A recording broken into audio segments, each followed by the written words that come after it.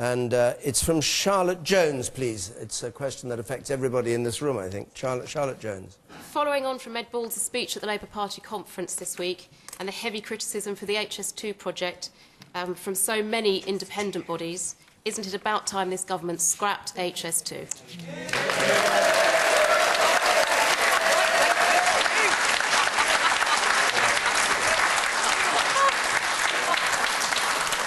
HS2, of course, being the high-speed railway line that's planned from London. It goes through Ruislip in Hillingdon, which is just near here, and then sets off, and then will set off, if it's built, to the north, to Birmingham, to Manchester, and points beyond. Patrick O'Flynn. Well, my party is against HS2 and wants it scrapped straight away, completely. All right. Can I just say, we've got a clear position on it. I think Ed Balls was very cynical because he's kind of sitting on the fence, but the effect of what he said will make it very hard for the project to make much progress anyway over the next couple of years. But I think it's an enormous vanity project, and the money could be vastly better spent on 10 large projects or 20 medium-sized projects, updating our whole public transport infrastructure. It's the wrong project. The cost-benefit analysis hasn't been done correctly either. It's ludicrous. Michael Gove, you're in government. You yes. Could scrap it if you wanted. Well, I don't think we should. I think it is the right decision for Britain. On Patrick's point, of all places, of course, in Uxbridge, it's going to be, I think, certainly a contested proposition, but, at best. But, on Patrick's point about investing in other transport infrastructure, he's right. We should invest in other transport infrastructure, and this government is. 3 times as much public money is going into other transport schemes as into HS2. And the reason why we need another rail line on the West Coast is that the capacity constraints under which our rail system operate mean that we need another line. If we didn't have HS2, then we'd simply recreate the existing West Coast main line with all the problems, the lack of speed, the lack of effective capacity that we've already witnessed. One of the sad things in this country is that every time a major infrastructure decision has come forward, there have always been people who've tried to find reasons to say no. They've always tried to find a rare bird or a great-crested newt. They've always tried to find reasons why, if this would go ahead, the money could be better spent elsewhere. As a result, our infrastructure is inadequate to our needs. I think that building High-Speed 2 would also ensure not just that we can take goods and individuals around this country more quickly and more efficiently, it would also ensure that the inequalities that exist in our country, with the South disproportionately wealthy, disproportionately a place for inward investment, could be redressed, because it would literally bind the nation more effectively, and it would make the north of England and Scotland easier places in which inward investment could be attracted. Point made. The woman here in the second row. Can I just say, don't you want to spend the money on more teachers and books for the schools? We are.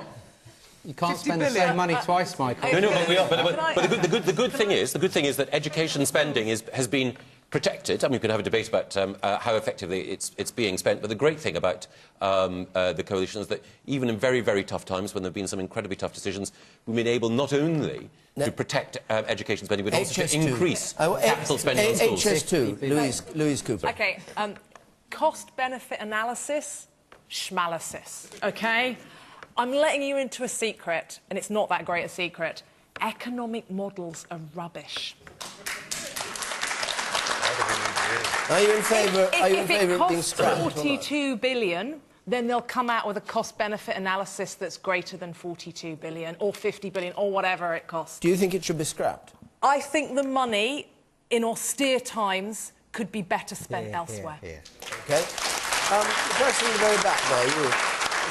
Back at the top there, yes.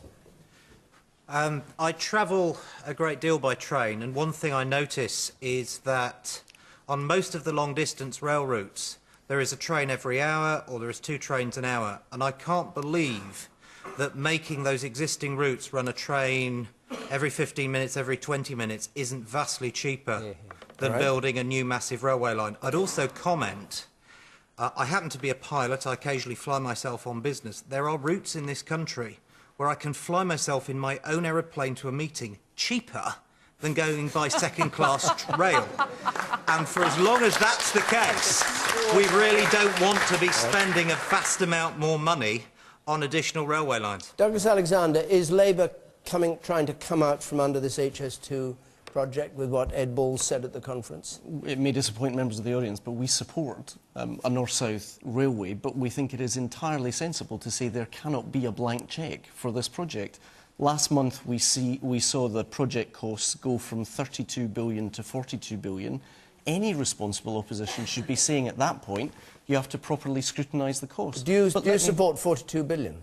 Well, this new chap has been appointed today. His first task has to be to look at the 42 billion. We're not clear as to why you've seen the inflation that we've seen even in recent weeks, and that's why Ed Balls was entirely right. But to an audience directly involved one way or the other, would you be saying the likelihood is we'll go for it, or the likelihood is we're going to cancel it? That depends on the costs, in the sense that we see the merit in taking forward this project, but it can't be on the basis of it costing ever larger sums. Okay. Let me just explain to you why I support it, because it answers this gentleman's question. One of the reasons train fares are going up is because of the level of congestion on the railway.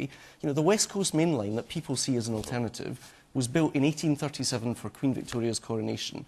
Now, are we honestly saying when most of the train paths, for example, going out of Euston at peak times are now filled, that we are relaxed at the prospect of Birmingham, Manchester, Leeds and London not having greater connectivity in the economy in the future? That I think there is an issue of congestion that cannot simply be addressed by existing train fleets. There is a question in terms of whether this is an affordable project given the uplift in finance that we've seen in recent months, but it is right that it should be explored. OK. The woman in pink there in the third row. From the back. So to Louise's point, we know how much it's going to cost, or at least how much it's going to cost. No, my point is the benefit of it is up in the air. Who knows what the economic benefit is? Exactly. When are we going to see some robust numbers on what we're going to get? Because when I spend money, I want to know what I'm going to get back for it. All right. And you, sir, over there on the left there. Yes. Yeah, this is going to be the biggest vanity project ever brought forward in this country. All it is for vain politicians to put their name to it, and then they think that, years later they'll think, oh, what a great project. It's going to be unattainable. It's not going to be effective. It's going to be too expensive.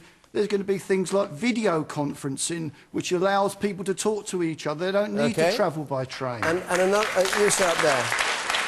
On that gangway there, if you can get to Will the Labour Party tell us before the next election what their final view is on this and stick to what they say? Will the Labour Party say what their view is? Before the next election and stick to what they say? Oh, I expect we'll set out our position on this when we see whether this number 42 billion is robust. Will Self. Well, it's the same companies who are involved in costing this were the ones who costed the Olympics so well. They've already trousered 50 million in consultancy of it, of your money, by the way. I mean, it's Buggin's turn, isn't it? You wait for high speed or a decent rail service to come along, and then it's the wrong one when it does chip up. And the arguments that are presented by the panel don't add up in my mind. It seems to me that the problem with our rail infrastructure goes way back into the depths of time and into the reliance we placed on road. I mean, where we lagged behind on our continental cousins was that they saw that freight should be carried by train and we didn't. And the government is still in the pocket of the road lobby. There's a lot of weird stuff going on at the Department of Transport over massaging figures on car use.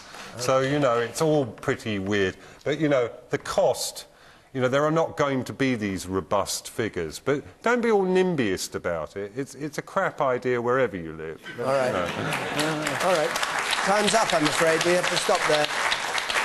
We have to stop there. Birmingham next week. Grant Shapps and Yvette Cooper will be on the panel. Week after that, Cambridge. So Birmingham next week, Cambridge the week after. Take part, put questions to our panel. Go to our website, the address is on the screen there, or call 0330 123 99 88. If you're listening to this on Radio 5 Live, you can continue the debate on Question Time, Extra Time with Steve Nolan and John Pina. My thanks to our panel and to our audience here. Thank you all very much indeed for coming to Brunel University.